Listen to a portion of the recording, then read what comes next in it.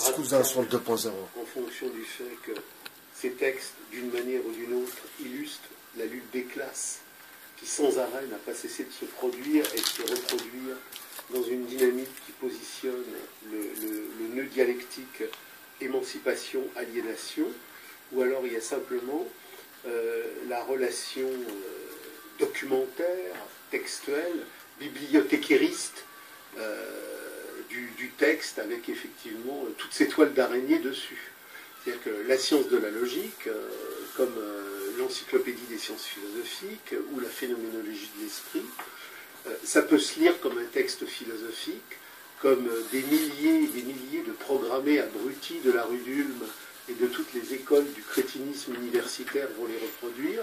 C'est un moment historique de la cogitation narcissique sur l'histoire, sur ma misère intérieure, sur ma compréhension du monde pour pouvoir le rentabiliser adéquatement aux impératifs de l'aliénation démocratique de la valeur d'échange, ou alors je comprends, comme le fait Marx, à travers les manuscrits de 44, les Grundrisse, l'idéologie allemande et le capital, je comprends que tous ces textes-là disent autre chose que ce que le texte dit.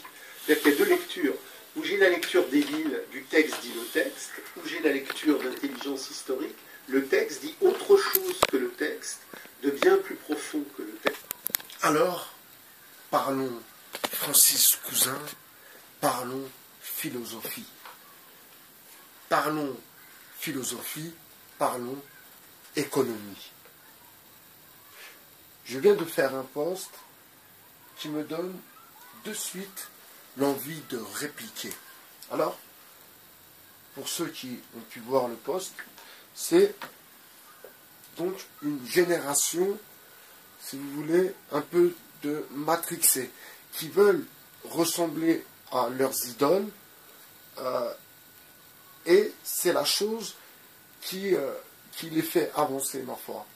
Mais le divertissement, ainsi que tous ces agents, donc ces agents du divertissement sont, ma foi, sortent quelque part du programme MK Ultra. Vous comprenez?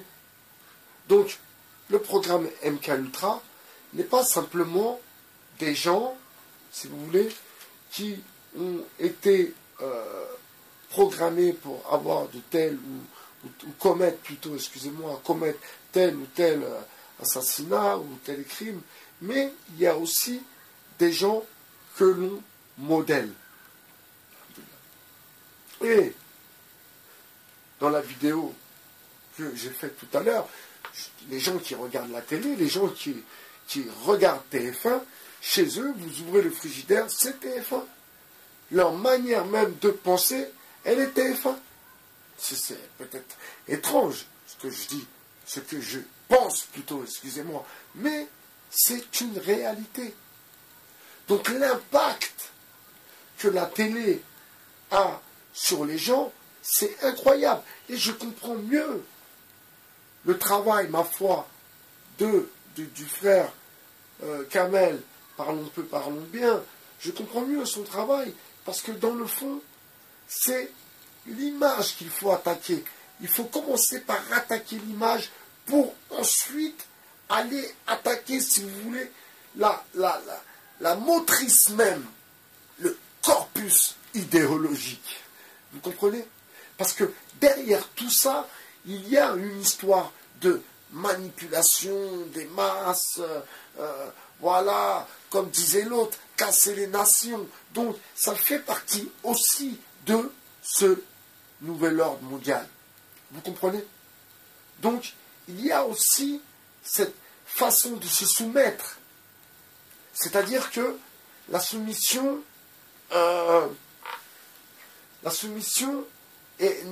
ne vaut plus grand-chose. Vous comprenez?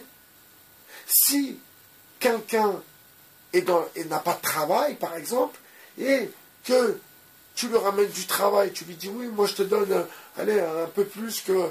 Mais tu fais ce que tu dois penser comme ça aussi, tu dois... Eh bien, ma foi, il le fera. Vous comprenez? Donc la soumission est vraiment sans valeur. Vous comprenez? Il n'y a plus de valeur, en vérité, dans le fond. C'est bien ça, en vérité. Il n'y a plus de valeur. Donc les valeurs se perdent. Pourquoi? Parce qu'on casse les nations. Donc on casse les nations pour plus qu'il y ait de valeur. Et qu'on nous reprogramme. Vous comprenez? Et c'est ça que nous sommes en train de traverser. Et je pourrais l'expliquer. Je suis d'ailleurs en train de l'expliquer à travers mes écrits. Mais je vous l'explique comme ça parce que vous êtes là, vous avez de la chance. Mais vous le savez de toute façon, c'est une reprogrammation. Et c'est bien ça le nouvel ordre mondial. C'est être reprogrammé d'une autre façon, d'une autre manière. Et ils ont besoin de ces révolutions en carton pour pouvoir un peu faire le tri. Vous comprenez? C'est tellement clair. C'est tellement clair. Pour moi, personnellement, c'est tellement clair, c'est tellement lucide, tellement translucide, excusez-moi, c'est tellement limpide. Voilà, je cherchais le mot. Tellement limpide. Quand je prends les transports, je vois les gens courir. Hein. Pourquoi? Pour gagner une misère, pour être esclave, c'est-à-dire travailler pour pouvoir te loger. Et puis, à la fin du mois, la banque qui vient en plus te ponctionner parce que tu es à découvert.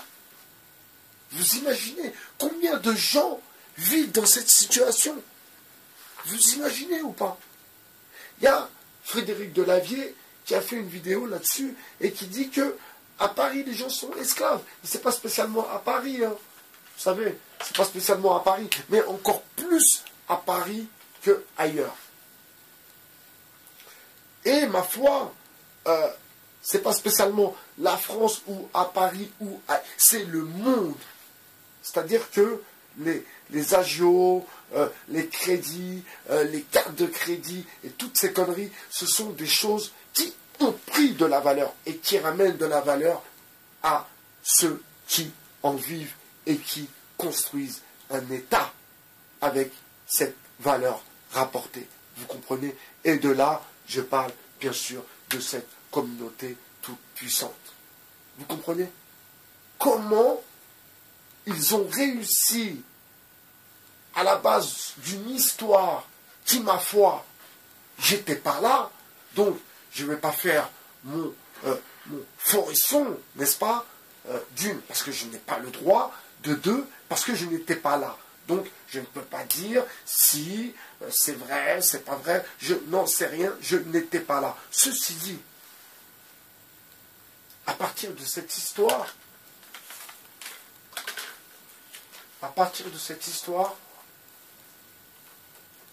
donc, cette communauté a dû toucher de l'argent des pays. Eh oui, toucher de l'argent ou se soumettre. C'est pour ça qu'en Allemagne, il y a beaucoup de Rosenberg, tous ces blazes-là. Beaucoup. En Europe de l'Est aussi. Beaucoup de Rosenblum. Beaucoup. Parce que, et c'est eux, les docteurs, la finance, tout ça, c'est eux qui tiennent ces postes. Alors vous comprenez, à la base même de cette histoire, si vous voulez, de cette success story, excusez-moi, j'abuse peut-être un peu, mais bon, de cette success story, à la base même de cette success story, eh bien, c'est une dette aussi. C'est-à-dire que cette communauté a subi, si vous voulez, un traumatisme. A été victime d'extermination. D'accord? Donc, les pays qui ont participé à cette élimination doivent payer, et c'est là la question qu'il faut se poser. Et c'est là où, en vérité, est toute la réflexion. Parce que, à qui les pays, donc la France, tous les pays, à qui ils ont donné de l'argent pour créer par la suite, donc, l'État d'Israël. Mais à qui on paye cette dette? On paye à qui? C'est ça ma question. On paye à un rabbin? On paye au ministre des religions? Je ne sais pas comment ça s'appelle chez eux. Est-ce qu'il y a un ministère? Ou est-ce que c'est un lobby qu'on paye cette dette? C'est ça ma question. Mais bien sûr, mais elle est là la question en fait. À qui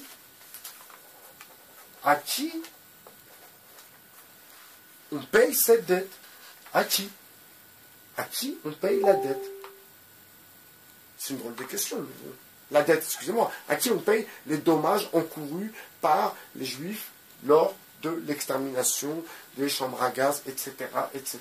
À qui payent les pays qui ont été victimes de tout ça? À qui on verse l'argent? C'est une drôle de question, mais on n'a jamais eu de réponse. Baï BHR, votre philosophe, mais posez-vous la question, à qui, donc, les dommages et intérêts que cette communauté a subis, à qui la France, l'Italie, tout ça, à qui ils payent les dommages et intérêts? Ils payent ça aux colons? Ils payent ça à qui? C'est ça ma question sur le 2.0.